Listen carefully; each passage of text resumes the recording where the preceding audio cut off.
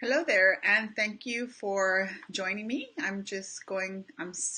Finishing setting up, making sure that everything is working okay. And so today, I am going to be talking about meditation as a tool. So again, thank you for joining me. My name is Janie Santoy. I am the spiritual techpreneur, and this is where I talk about the different spiritual tools that can help you create a life that is soul aligned. So I'm going to be coming to you with discussions about different tools.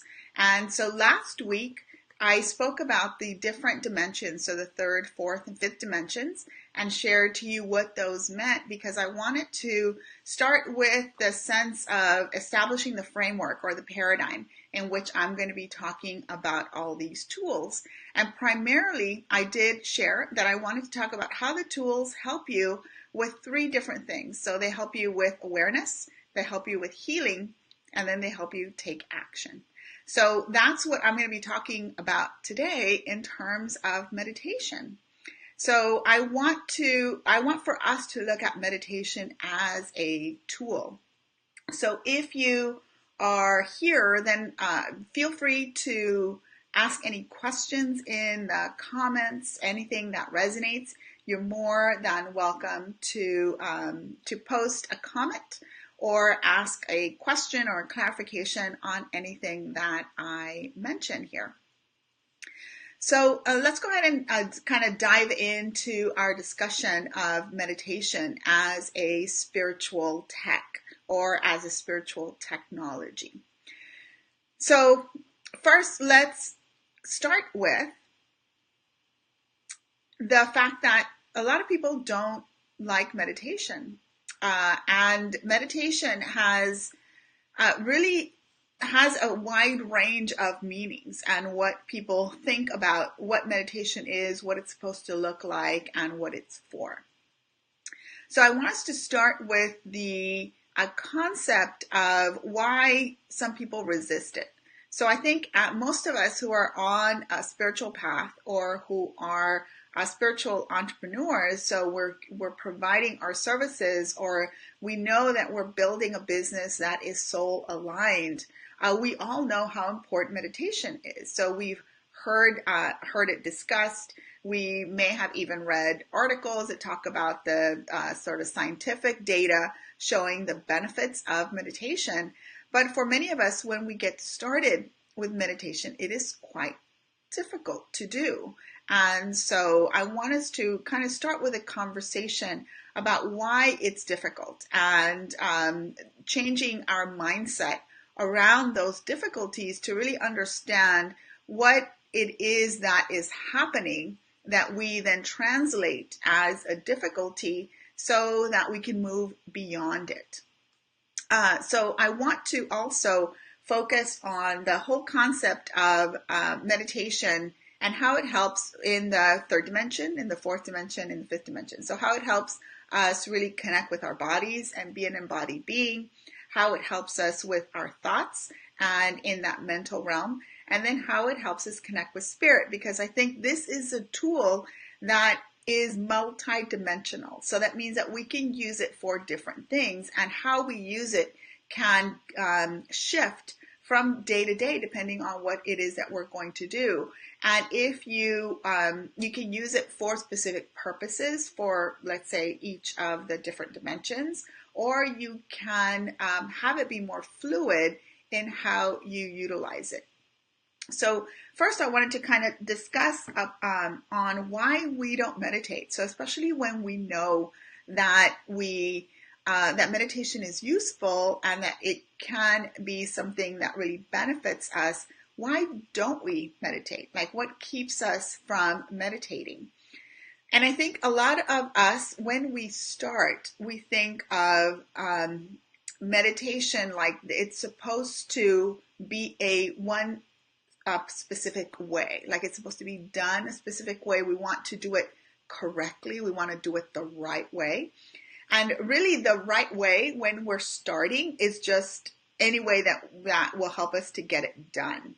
So there's a lot of different ways that you can meditate. And so that's one of the things that I'll talk about but of course there's much, much more. There's books written on meditation and the different approaches to meditation. So I want us to have kind of a general conversation today and to really pique your interest in either going deeper or going stronger in your meditation practice.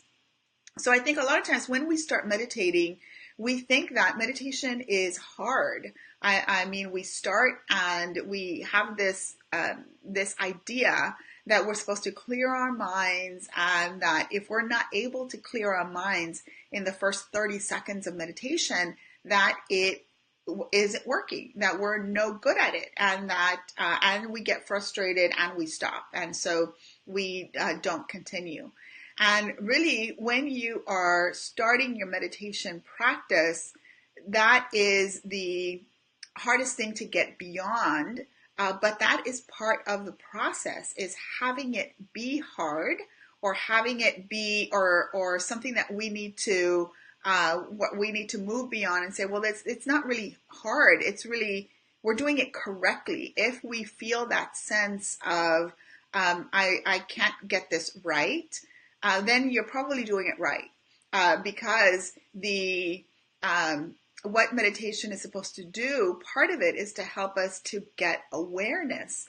So when we are trying to do it a certain way, when we're trying to follow what our teachers have said about meditation, or we're trying to follow a very specific practice, we want to get it right, and so we're hyper aware of the things that we are doing. So we're hyper aware of our body movements. We're hyper aware of our thoughts, especially when in meditation, we're not supposed to be having them, and so on. But that is the point of meditation, is to really get us into that point of awareness where we know what we are doing, where we are aware of what we're thinking and how we're moving, so that we're not just going through our day-to-day existence without really being self-aware. So that awareness is critical. So really what you think is wrong is really showing you that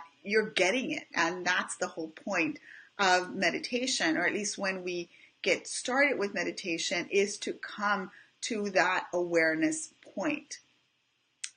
So if you are one of those individuals who you want to meditate, or you started a meditation practice, but then you stop because you can't seem to get it right, or you can't seem to sit for long enough, then just know that it is correct. What you are doing is you're going on the right path. You just need to continue on that path.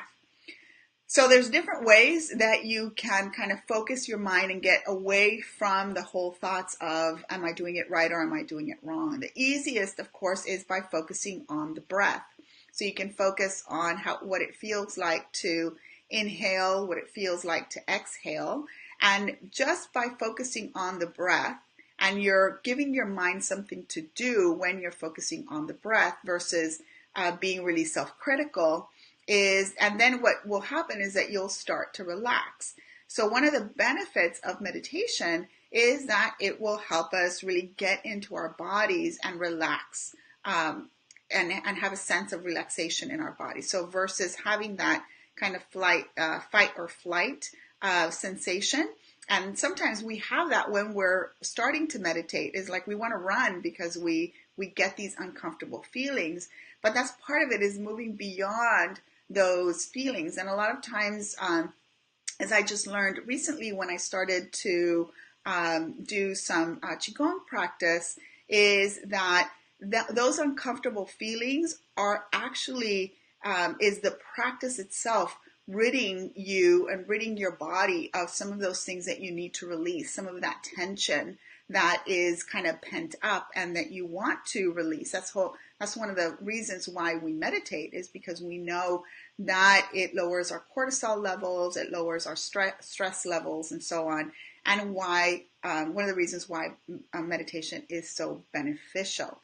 So I urge you to continue that practice, even if it's only 5 minutes or if it's 10 minutes. You don't have to have a practice that is 30 minutes or an hour, even though a lot of teachers say that you want to build up to that length of time.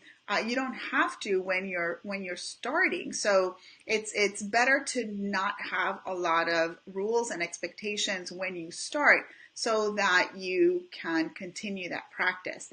And it is called practice because it's something that will get better if you engage with it every day. And even if it's in micro engagements, even if you can only last, let's say, meditating 1 or 2 minutes before it gets really uncomfortable, but then you come back to it, because remember that part of it is that you're releasing that tension that you have held and stored in your body when you are starting to meditate. But the practice of really focusing on the breath is one way that you can get out of kind of that self-critical mode into really inhabiting your body. So meditation, in terms of the third dimension, or in terms of our embodied state, is really helpful because it helps us attune to our bodies. It helps us to relax. And we know that when we lower our stress levels, then we tend to be healthier. We are not stressing our bodies to the point of vulnerability, where we are more vulnerable to infections or viruses and so on. So that's one of the ways that that meditation affects our physical body, especially when we are starting. But one of the things that we also know, that when we do develop a meditation practice, then we can actually use meditation to help heal our body. So rather than just being in awareness of what we're feeling or our thoughts, we actually can move into intentionally changing our physiology and changing our bodies, especially if we're in pain and if we are ill. So you can, of course, follow, and I mentioned his name last week, Dr. Joe Dispenza. You can follow his work, and he's doing extraordinary work in using meditation to heal, and to heal ailments that people thought were not, that it was not possible to heal. So things that people consider to be genetic kind of conditions, and people have healed from those.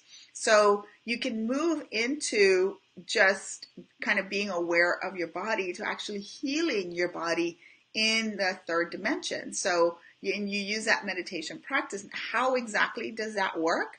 We don't know. I mean, that's part of what Dr. Dispenza and the team of scientists that he's working with are trying to discover. So you can read his books and kind of get the different theories that they have in terms of how meditation affects our genes and how it affects the different kind of energies around ourselves, and how that helps us to heal.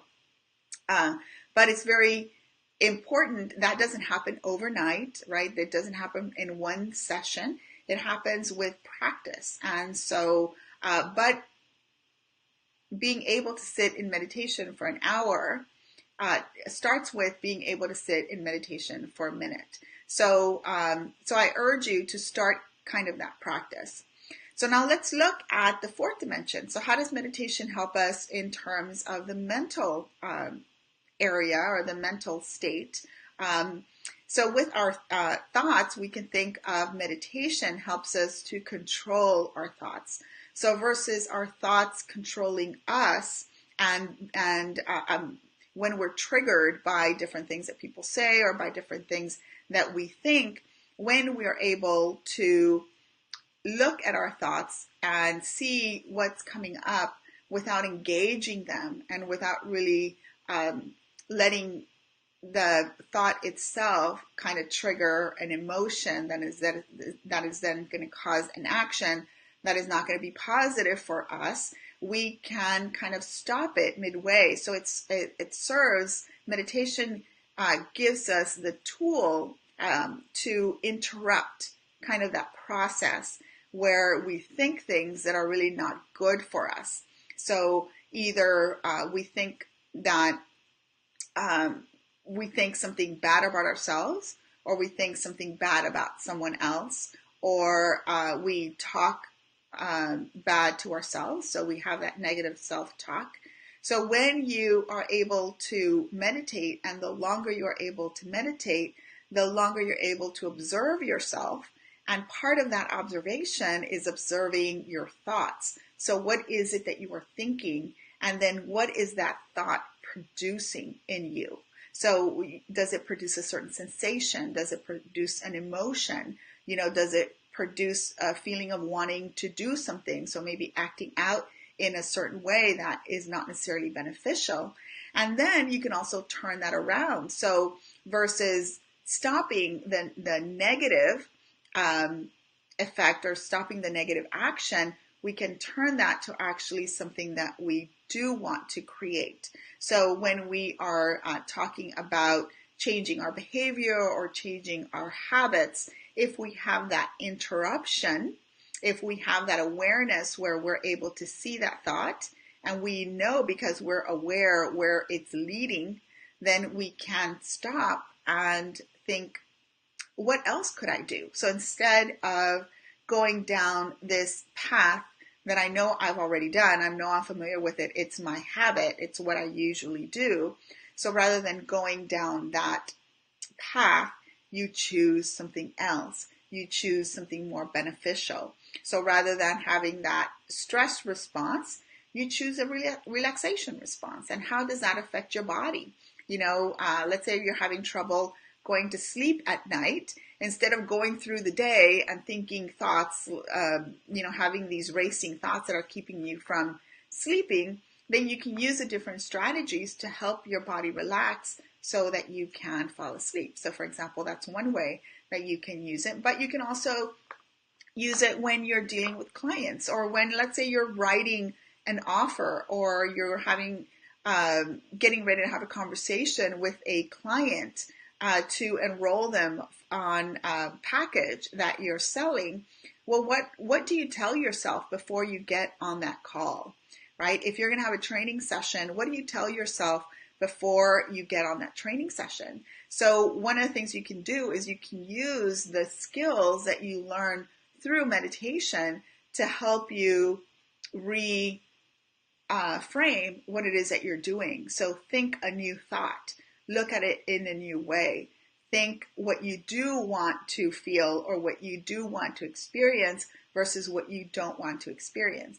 And you can't really get to that point if you don't have that interrupter. If you're so driven by these unconscious thoughts where you're thinking them all the time and you can't really control them. So really, meditation helps at the fourth dimension, or that mental level, to be able to control your thoughts. And the more you're able to control them, then the more you're able to shift from what you don't want to what you do want, whether that's in being able to get something done, or whether it's being able to talk to people, or whether it's motivating yourself to produce something. All of that kind of helps that fourth dimensional, or that mental state. And then the last area that I want to talk about is, well, how does it help us in the spiritual dimension? So when we're talking about the fifth dimension, which is that spiritual dimension, when we connect to our divine nature, or we connect to God, or to spirit, or to our guides, then of course meditation can help us with that. So if you're having trouble connecting to your guides, for example, and you really want to, then the best way to connect is to meditate. Because when you meditate, then you know which thoughts are your thoughts, and you know then what feelings you get in your body. What do you feel when you're meditating? The more aware and self-aware you are of your thoughts, and the more self-aware you are of what is happening in your body, then the more aware you can be of when you are getting communication from your guides, or when you are getting communication from God, or from the divine, however you term that, whatever, or from the angels, however you want to think about that. So if you cannot distinguish between what's yours and what is a message that's coming from this connection that you're making, then um, then you don't know that you're connecting. So a lot of times I think we do connect, we just cannot distinguish and separate what's ours and what's not ours. So what's a message and what's something that's coming from our body, from what we're feeling. So meditation really helps us to be able to have that distinction and be able to notice when something is something that's happening to us or versus it's a message that we're getting. And the more you meditate, then the stronger your connection is and the easier you can communicate. So whether it is whether you're going to be receiving images or whether you are going to be receiving sensations that you feel in your body, or whether you're going to be receiving thoughts, those feel differently than they do when it's just you. But you don't know that if you haven't become aware first of what your thoughts sound like, or like what does it feel like to just be embodied on your own and the feelings in your body versus when you're getting a message. So I work with the Akashic Records, and so for me, having built a stronger meditation practice, even though I'm not perfect at it, I've gotten better slowly over the years. And the more I do it, then the more results that I see, both on when I'm trying to relax or when I'm trying to confront a difficult situation or when I'm trying to connect with the Akashic Records and bring back information for clients, then I can more fully trust that information because I know what information that I'm thinking, what that feels like in my body. And when it's a message that's coming from the Akashic Records, and it's different, and that sensation is different, and so I've learned to trust that. So how you communicate then becomes part of that meditation practice, so that you get into that meditative state in order to connect. And then, of course, if you are going to be, doing some healing, for example, on a client, then that's part of what you do is you get into that meditative state. And for me, that meditative state is a connected space, right? It's a space where I can separate from my ego, and I can channel or I can connect. And so it's a step-by-step process, so you can think of meditation and in terms of just feeling your body and work with it in that sense.